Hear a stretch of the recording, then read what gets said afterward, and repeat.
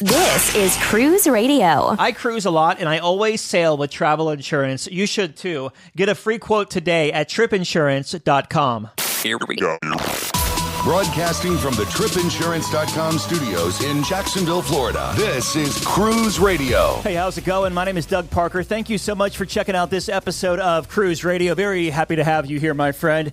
A review of the Oceania Riviera coming up this week. Also, staff writer Richard Sims standing by with Cruise News. We'll jump to him right now. Hey, Richard. Hey, I am super excited to hear this Oceania review. You know, that's a little more high-end than what I've done in the past, but as you know, I've been spending more and more time doing like suites and, ship within a ship experiences, and it feels as if something like Oceania is sort of the next level for me to approach. So really excited to hear this review. Yeah, it's also the first time in, I think, 16 years we've done an Oceania review. So I guess the first time for everything. So moving on to cruise news here. We're kicking things off with cruise passengers being left for a rather unusual reason on Tuesday. Yeah, you hear stories all the time about people not getting back to the ship on time and it leaving without them. In this case, passengers on Norwegian Cruise Line's Pride of America, that's the ship that they have permanently in Hawaii, they wound up being left behind not because they weren't back in time, but because the ship left early. You might recall that earlier this week, a really large earthquake set off tsunami warnings in several locations, including the West Coast and Hawaii. With the very real danger of a tsunami hitting parts of Hawaii and in keeping with maritime protocols, Norwegian made the decision to leave the port of Hilo 2 hours early. Now, I say they made the decision, but really they had to. They didn't have a choice. The ship departed at 4 o'clock instead of 6, which is when it was scheduled. And in order to get to deeper waters before the first wave that was projected to hit at 7 p.m. So obviously this is not ideal, but, well, to quote Mr. Spock in The Wrath of Khan, logic clearly dictates that the needs of the many outweigh the needs of the few. We got a statement directly to Cruise Radio from Norwegian Cruise Line kind of explaining what happened and how it all went down. And they said that guests were texted about the need for an early departure. Those who could, got back to the ship as soon as they could.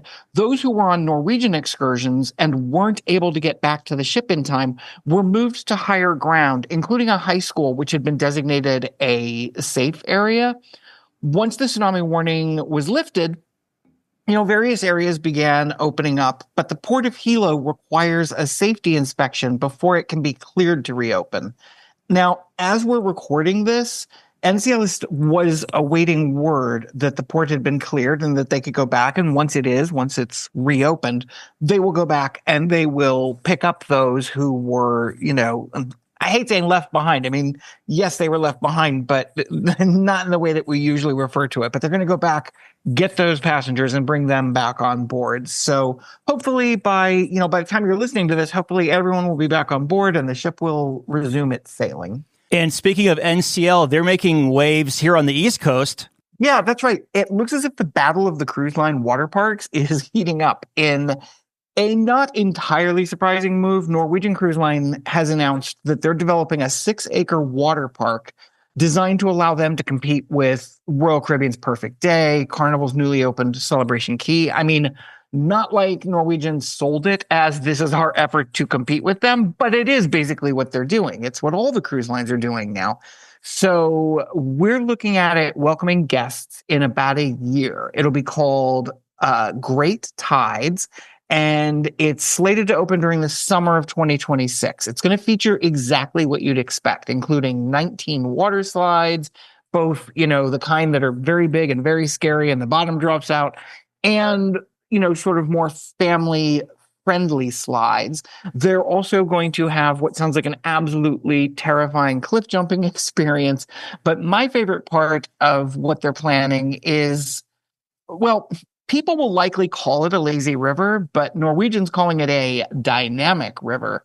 It sounds sort of like the lazy river over at nearby Atlantis, which is the best not so lazy river I have ever experienced. There are parts of it that are very much what you expect from a lazy river. And then you go around a corner and suddenly you're in rapids, and then you go around another corner and you're experiencing something else. And that sounds a lot like what Norwegian is developing here. There'll be several entry points to the lazy river or not so lazy river or dynamic river, whatever you want to call it, including one at a swim up bar.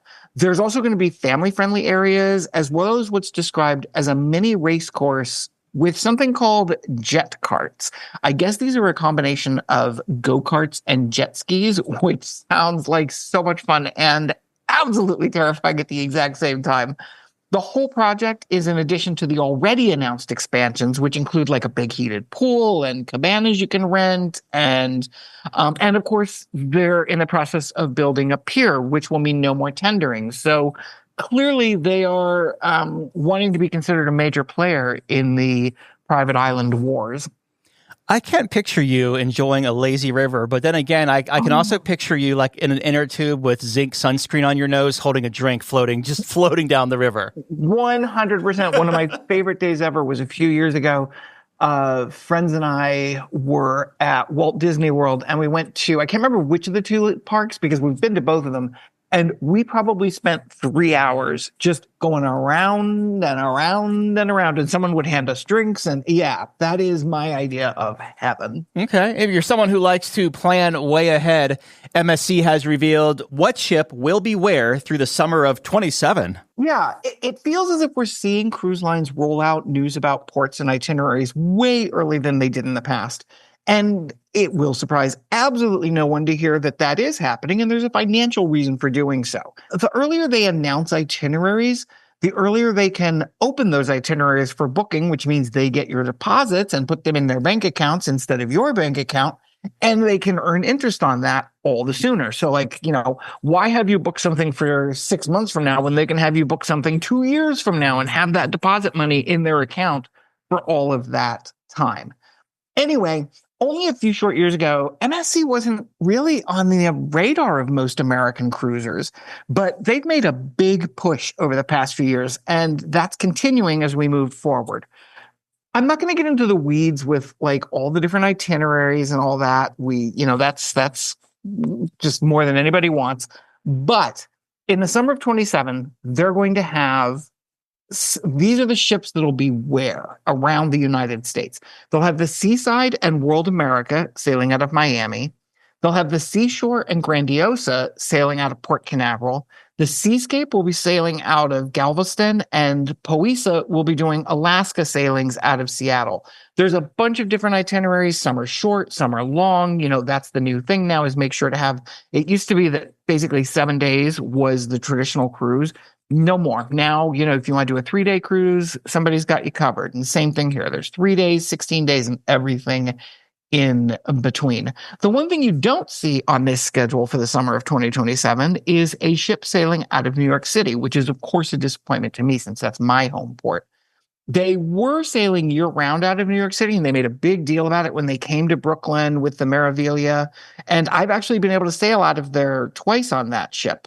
But that will end in April of 2026, at which point the ship goes over to Europe.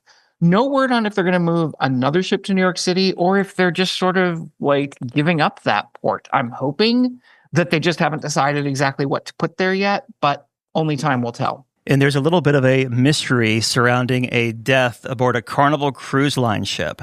This story fascinates me, to be honest. A 48-year-old man from Texas died aboard the Carnival Dream. And that's about all we know for sure. The FBI is investigating, as are several other agencies, but everything is shrouded in mystery. For example, all of the statements surrounding the man's death say that he died, and I'm quoting here, around July 23rd. Like, do they somehow not know the exact date? Or have they not yet established the time of death? And it could have been 11 p.m. or 3 a.m. And that would make the difference between, one day and another. So we don't know that. Then there's the fact that Carnival initially released a statement saying the FBI was not, and I'm quoting specifically here, investigating a suspicious death, which didn't mean they weren't investigating a death. It just meant they weren't investigating a suspicious death. But what was very striking about that comment from Carnival was what they said next. And I'm quoting here, quote, "It's disappointing to learn that any guests might be spreading rumors about something they know nothing about. Oh, snap. I mean, that's a little snarky for a statement to the media. They eventually followed that up later with another statement, a lot less snarky, which read in part, "It is standard practice for the FBI to review deaths that occur on cruise ships. This routine protocol ensures transparency. It does not automatically imply suspicious circumstances, and the fact of this matter do not suggest any such activity." Guests on board, so this is where we're getting the most information, is like social media and people who were actually on board. And the guests on board said that there were calls for medical assistance on the Serenity deck around 4 a.m. And when the ship returned to Galveston on Saturday morning, passengers reported that the embarkation was delayed by a couple of hours and that they saw an ambulance come to pick up the body. But as of now, no further details are available. So I guess we stay tuned for the results of the FBI investigation. Another bizarre and sad story on a Royal Caribbean ship this time.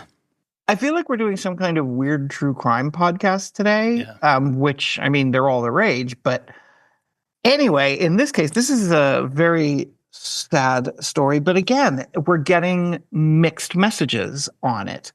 A crew member aboard Icon of the Seas, which is currently the largest ship in the world, it's a Royal Caribbean ship, went overboard earlier this week. Although the crew member was recovered pretty quickly, it was already too late and he'd passed away. So, there we go. That's end of story, right? Except it's not, because once again, according to news reports out of the Bahamas, there's a lot more here. The Nassau Guardian reports that before jumping overboard, the man in question stabbed another crew member multiple times.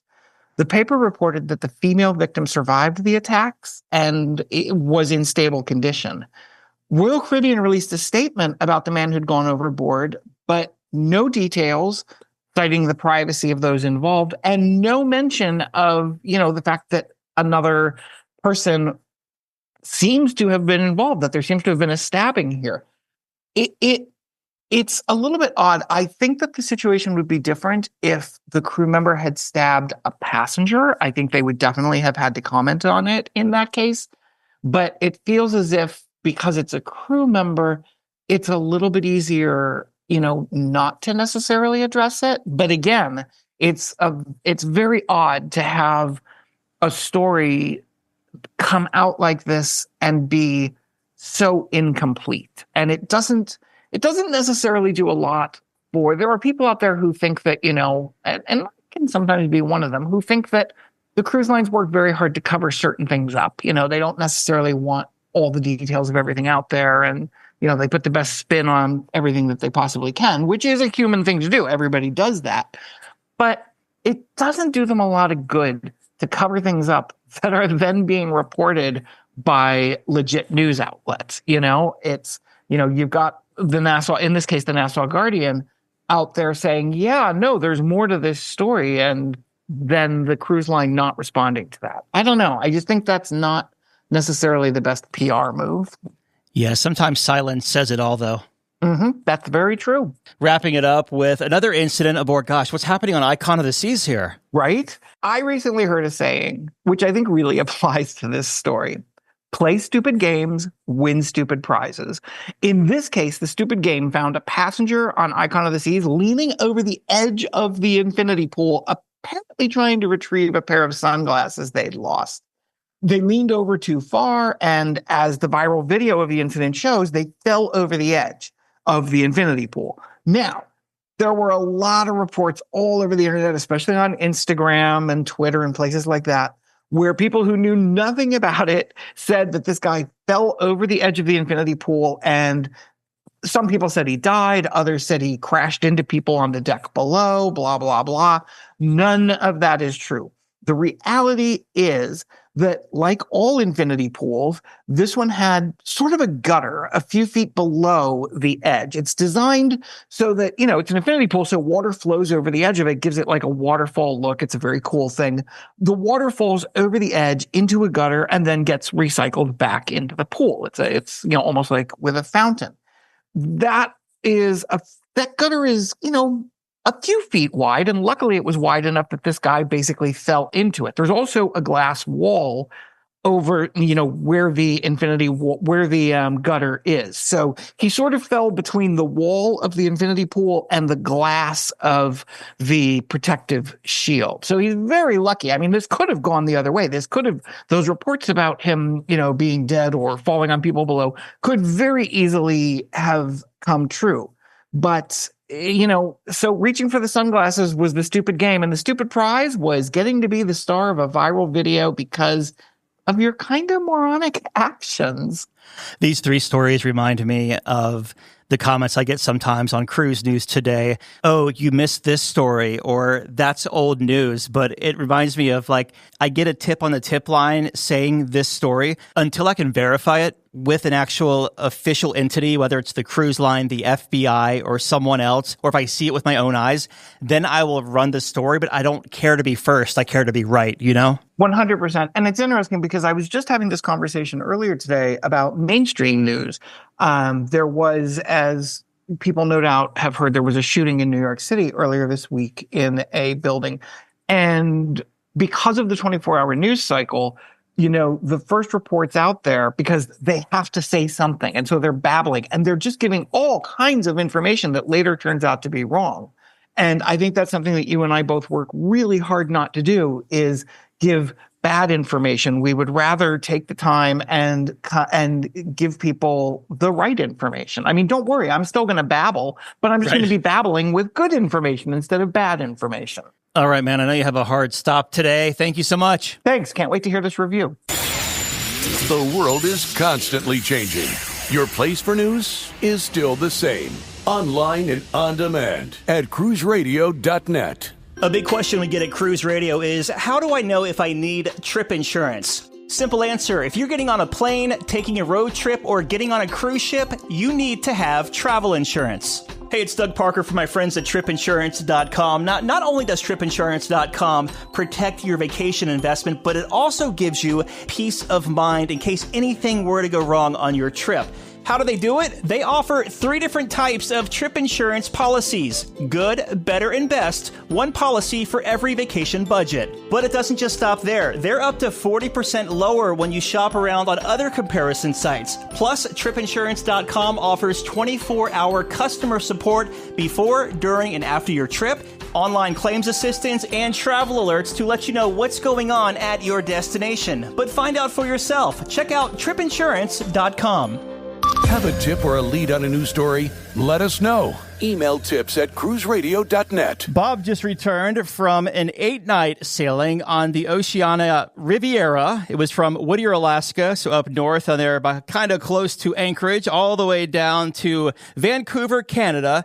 And he joins us on the line to talk about it. How you doing, my friend? Great. We'll jump right in here. Our first Oceania review ever on the show in 16 years. So what made you want to take this sailing from the north to the south, from Whitter down to Vancouver? One thing was we were actually 90 days out, getting ready to pay in full for a Holland America cruise in Canada. I just couldn't get bought into the Zuiderdam, I guess. Kind of an old ship. Mm-hmm. Kept watching some YouTubes, and we decided, I said, I'm going to look for some other option. Mm-hmm. And Alaska is always good for us because we live in Scottsdale, Arizona. So cooling off is always good. And we found this great deal with Oceania for this cruise. We hadn't yet paid in full for the HAL cruise, so we basically made our change and booked the Oceania one. When you're sailing out of Whitter, you fly into what, Anchorage? Yes. Okay. Yep. Once in Anchorage, how far is it down to Whitter? I know it's quite a haul. And is it a cruise line involved transfer, or are you getting there by yourself? The big thing in this Oceania and Region 7 Seas, and then which is also owned by NCL, and Princess all had a place you could go and take the railway there. And basically, so you fly into Anchorage, you probably spend at least the night, and then you make your way over to the railway, the Alaskan Railway, and they take all the bags for all 3 of the ships, basically. That's what they did with us. And which was great. So you got rid of them there in Anchorage and boarded the train. And then it was about a 2.5 hour train ride, very scenic, all the way over to Whitter. when you get off the train in Whittier, I think the dock for Princess is right there, but they load you onto tour buses for a very short few-minute ride over to this new dock for Oceania and Region 7 Seas, I guess. And so all this time you haven't had to mess with the luggage or anything. So that was nice. And then you just go into the terminal and get ready to board the ship. Once you get to the terminal, how long did it take you from the curb to the ship? And how was that boarding process? In this case, you got off the bus, walked into the terminal. We probably were in a line for 10 or 15 minutes. And then you walk straight out to go down the dock to the ship. So from the minute we got into the terminal, we were probably at the ship in 15 or 20 minutes. Have you ever sailed Oceania before?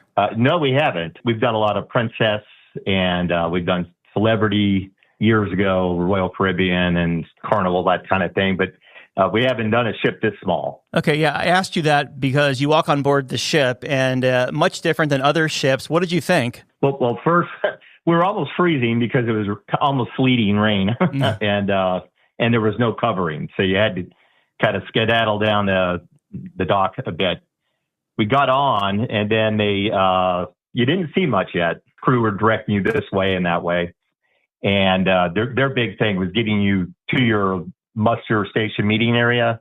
So everybody did that on their way, and then they directed you up to their buffet area. You mentioned the muster station. On a ship that size, do they integrate like the app experience throughout the sailing?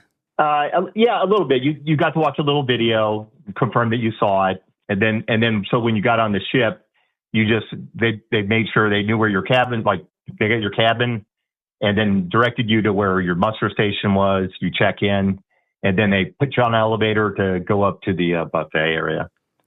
Nice. So you make your way to your stateroom. Once it's time to go into the room there, actually, do you have to, it's like a hard time of 1:30 on these smaller ships too?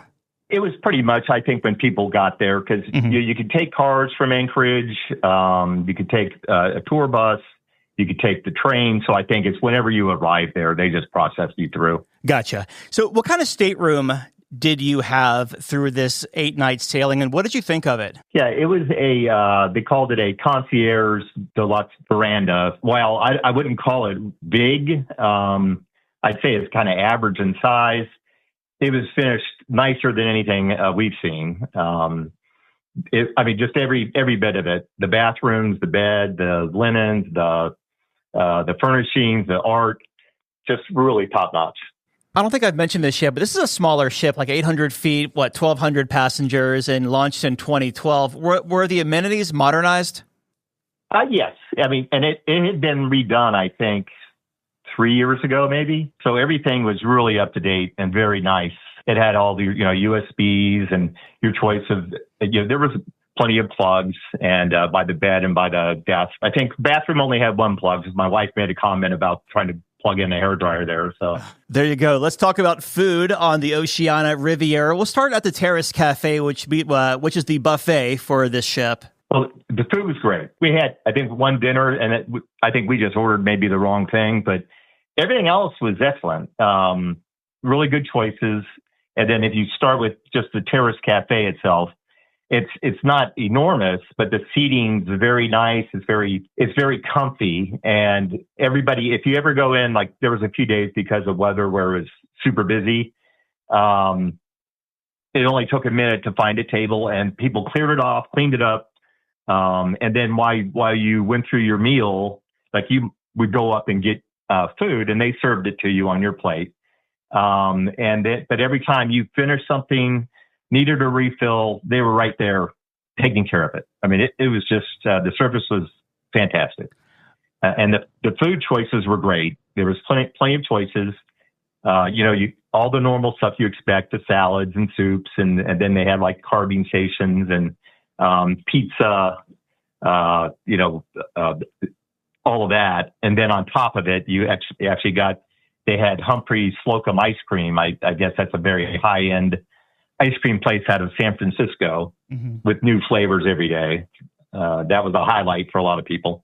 Is it a typical buffet at dinner time? I know, like, for instance, Seabourn, they turn their buffet into different pop-up specialty venues throughout your voyage. Is this an actual buffet at nighttime as well? I didn't eat dinner there. I did walk through there once during dinner hours, and they still had a buffet. They changed it up, and some nights, where they specialize in the food of the area, and then but they still had the buffet.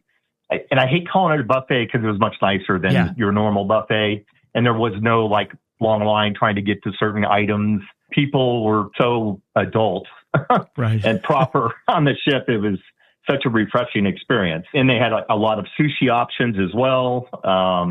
It was really very nice. Between that buffet and then the grand dining room, and then you had the 4 specialty restaurants and some other options. Nothing was ever really, the specialty restaurants got booked up pretty much every night, but everything else was never crowded. Is the dining all-inclusive? Yes. What kind of dress code is there for dining? You could probably get away with the nice jeans. They call it country club casual is the attire for the ship. Gotcha. And for the evening, the preference would be slacks and a shirt with a collar. You saw some people in a sport coat. But generally, a few people maybe had a jacket and tie for whatever event they were doing. But in general, just a sweater, a polo shirt, slacks, very casual, very nice. I don't mean like poolside casual. Yeah, right. The grand dining room is absolutely beautiful on this ship. I do remember that. How was the dining in there? Then this, like a chandelier, hanging out of the ceiling when I was on it. What did you think of the grand dining room, and how were your meals in there? You walk up, you didn't have to have reservations or a dining time. You just walked up to the front desk area and told them how many people you had, if you wanted to sit alone or sit, as a couple. And then you were seated almost immediately. There was really, one time, if it looked like there was a line, it was gone in, a couple of minutes. And it never felt really crowded. Just never did. And then I think even on the first night, do you know Bill Pontoff, for Whole Cruises? Yeah, for sure. He was sitting at the table just across from mine with a large group. I was able to introduce myself later on when we were leaving. Yeah, I like old Bill. Red Ginger, is that an Asian place? Yes. And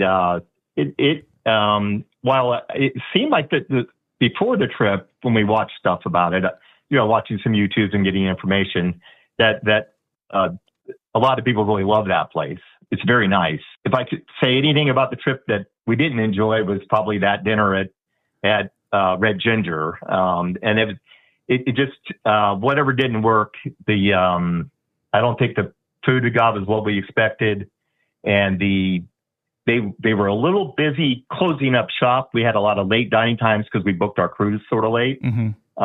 But they were clearing tables and closing things down while we were still sitting there.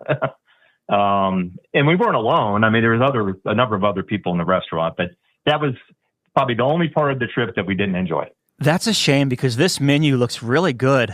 And I went with a chef special, and I don't think I really knew what it was. Gotcha. I just, okay, I'll try it instead of the snapper or whatever. They have some special fish thing they do. And I didn't get that. I was planning on getting the other dish, but anyways, but it was, like I said, that was probably the only thing on the whole trip for food that we didn't really care for. But I'm not saying their food was bad. It was just not what we expected, I guess. And their steakhouse is the Polo Grill. What did you think? Oh, it was fantastic. The atmosphere in there, the seating, and it was on one of the nights where we got some rolling seas and a little stormy, and I thought it made it even more fun. But I had the steak and lobster and plenty of my wife had, but it was she always goes for crab cakes, that type of thing. But it was fantastic. And then there was also, what is it? Toscana is the Italian restaurant.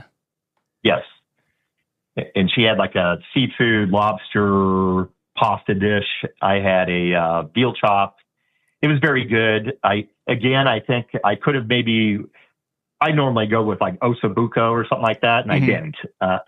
I just kept trying something different, I guess. I'm not sure why, but very nice restaurant. The service was great. Every one of these places is so nice, and the service is always very good. And then there's also a French restaurant on board. How was that? That's a funny one because it's Jacques, and I kept staring at the menu before the trip, going, I don't know. They had lobster thermidor. I've never had that. So I'm thinking that's what I was going to get. But we had a reservation kind of early for the very first night, and that's when we changed our mind and changed our reservation to later in the cruise. But we had to eat late again, like 8:30. But in the end, that was by far the best meal we've had. It was just fantastic. My wife had the Dover sole filleted tableside, and it was perfect for her. And I had, they call it roasted pork. It was more like a pork chop, but probably the best one I've ever had. I mean, it was so tender and tasty, and everything about it. In that the decor, it was just a fantastic restaurant, and which I've seen other reviews for Oceania, and their newest ships don't have it. Yeah. So I was disappointed to hear that. The restaurants like this, where everything's included in the price of your cruise, are they giving you a slip at all to sign where if you want to leave gratuities or whatnot, or are you just walking out? Not really. I mean, I guess someone could do that, but I never really saw anybody doing that. Gotcha. It was just, I'll say this about the trip. Like I said, we got this fantastic deal, and it included the drinks, and the ship includes gratuities, it includes the Wi-Fi, literally, except for booking an excursion, we walked off the ship owing nothing. That's awesome. A real all-inclusive experience there. Yeah, and we like that. I mean, I know that you have to, if you do the excursions or spa, but actually we got, because it was a concierge room, we got access to their thermal spa, which is more, steam rooms and showers, that kind of thing. They didn't really have a thermal pool, but they had a large hot tub thing outside. It's on the front. And it was nice too. Did you notice while you were on board talking to the different passengers, does this line have a cult following, I'll call it? Because I know like in Holland America, you're a diehard 5-star mariner, or with Seabourn, it was like, we only cruise Seabourn. No, because I can't remember who said it. Someone said that they had a big percentage of new first-timers on it. Gotcha. And which was, so I was a little surprised at that. And other people we spoke to, only a couple said they'd been on Oceania before. Okay. Most of them were new to it. Let's talk about the entertainment on board this 8-night cruise. How did it stack up for y'all? Well, some of it wasn't quite our thing. They had kind of a group of people that 4 of them were singers, and then several more that were dancers. And they had a vocalist from the West End of London, this lady. It just wasn't our kind of thing. I'm not saying it was bad. It was just the venue was great. I mean, it was very comfortable, great sight lines. You could see everything. It just was not our thing for that performance.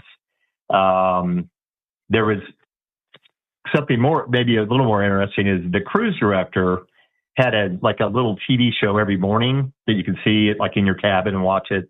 And they're talking about the upcoming day and all that. And he kind of laid hints that he was going to be doing a performance later in the cruise.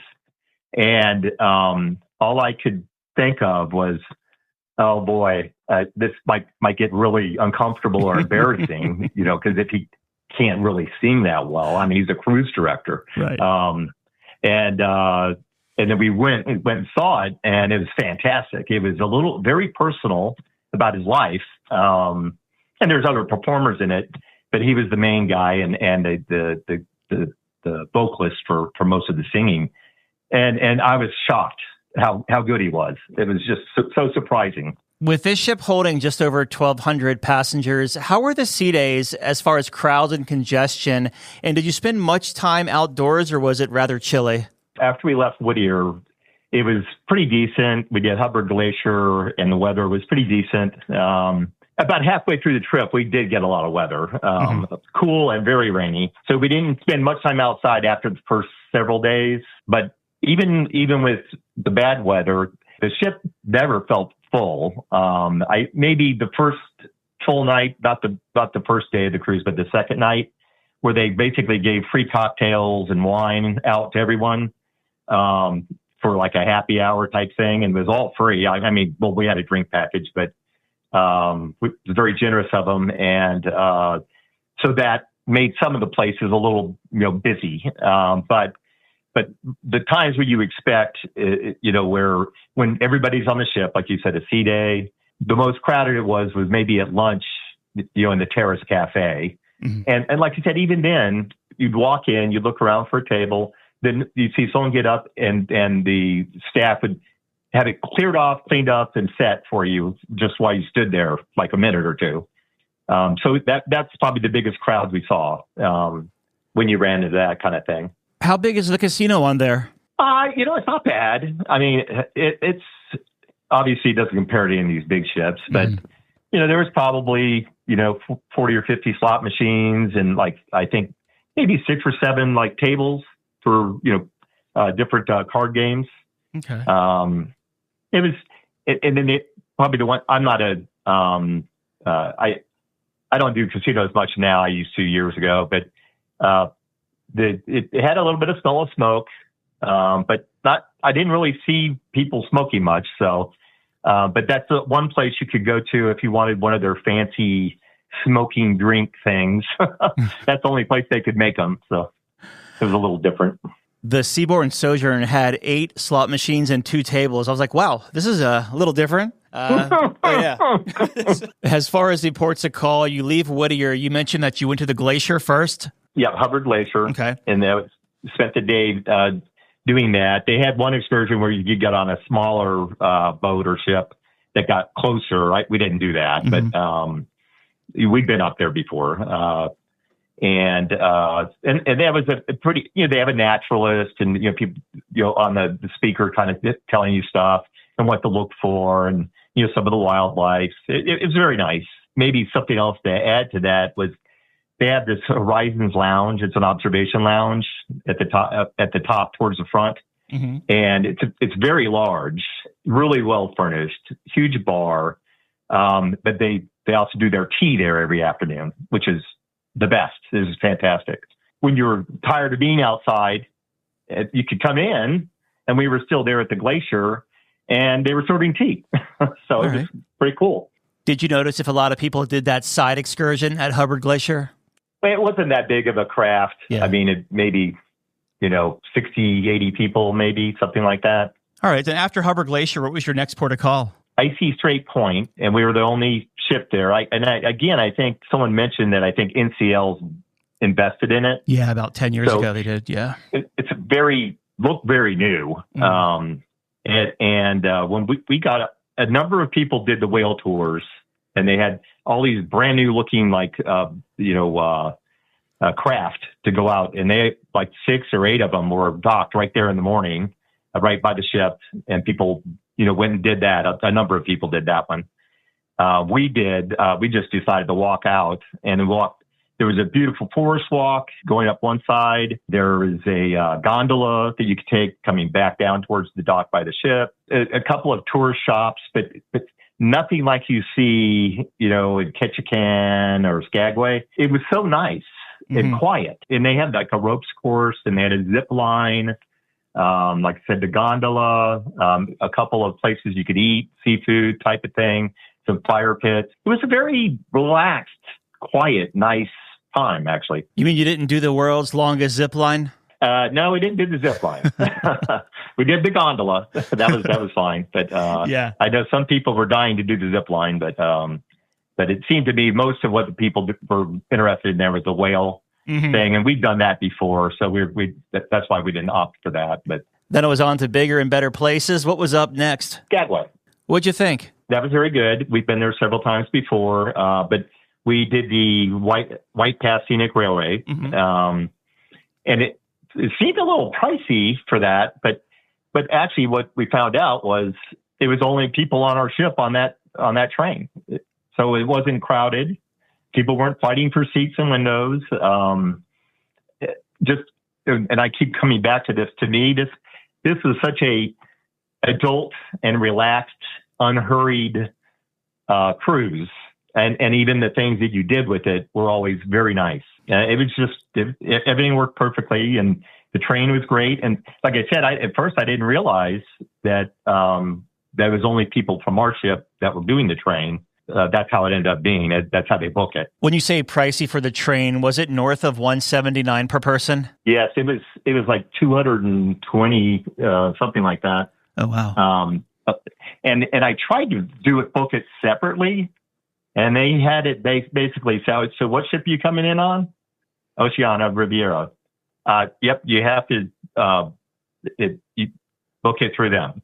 So. Yeah, I think we paid $179 for ours in early June. It was the shorter one, like maybe just under 3 hours or right at 3. Yeah, this one went up and then did the loop and then came back. It was about almost like just a little less than 3 hours. Did you have any good seafood in any of these ports? I had so much seafood just the first 2 or 3 days. I was like, okay, I don't want to go buy crab at a thingy over here. I don't do that too much. Yeah, gotcha. So then you had Harbor Glacier, Hoonah, Skagway. What was next? Sitka. And the weather had turned bad that night, or the night before. So it was pretty rainy. We got off the ship and took the bus into town, walked around the town a bit, read some of the historical things. I think a few people did excursions, but there wasn't a lot. Or the weather kind of doused the interest, so to speak. And then your last port of call was Ketchikan. How was your day there? And we normally like Ketchikan, and we go over to that creek area, and we normally enjoy that.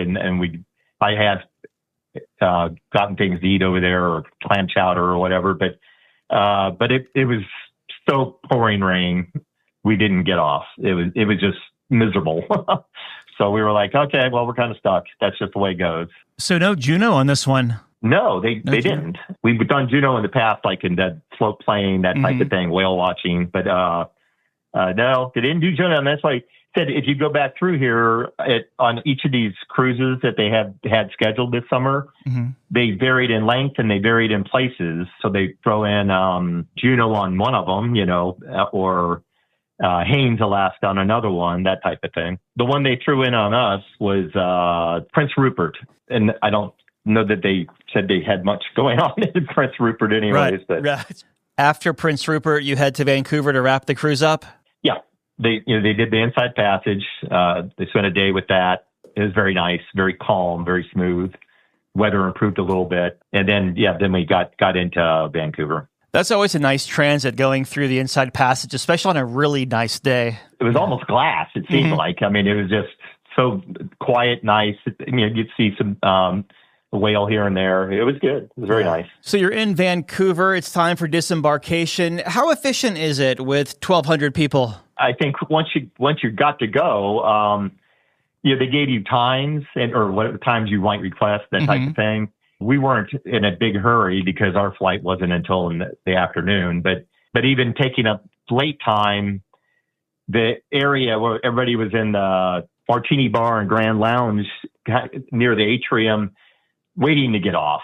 And it was a kind of a line. It took a while to literally get off. Once you walked down all the ramps and got into the building and went down the escalator to the back, the bags were there and everybody would just walk out. I won't say it was bad, but you did have to wait a little while to get off the ship. You mentioned you had a late flight. Did you spend any time in Vancouver before heading back to the airport? We did, and we've been there before, but it was raining again. We literally went up to the hotel there at the cruise terminal. It's a very nice hotel, and checked our bags, and then did a little walk through the rain, and found a shopping mall, and kind of browsed around there for a few hours, did the food court, and then we worked our way back, got our bags, and it was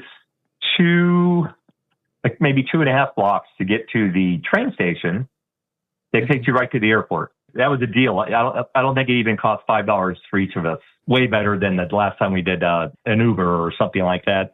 Because the last time we went in there to Vancouver, we'd done a trip from Hawaii to Vancouver, and there was like 4 ships all at once, and it was a nightmare at the cruise terminal. Terrible experience. So this time it was super easy without all those big ships. Do you have any first-time tips to offer someone who might consider sailing Oceania? I haven't been on Regent Seven Seas, so they call that luxury, right? This to me, I mean, I guess on Regent Seven Seas you get a butler. On this one, if you get a suite, you get a butler. I don't really need a butler, but everything else was so nice. I don't know why you wouldn't call it a luxury cruise. Between the food and the service, the furnishings, the toiletry, everything about it was just luxury. Probably the best part is if you want to be on a cruise and virtually everyone behaves like a really responsible adult, relaxed, no hurries. And I'm not talking about old people. I'm just saying, it was like, wow, this is just so nice. And everybody's so polite. Every time you had a question of someone, if they didn't know, they would either go get an answer or they get someone and bring them back and let them help you. So it was just like one of those, like, wow, this is just great. I wish I could get that cruise all the time, but but you can't when you have 4,000 people or something.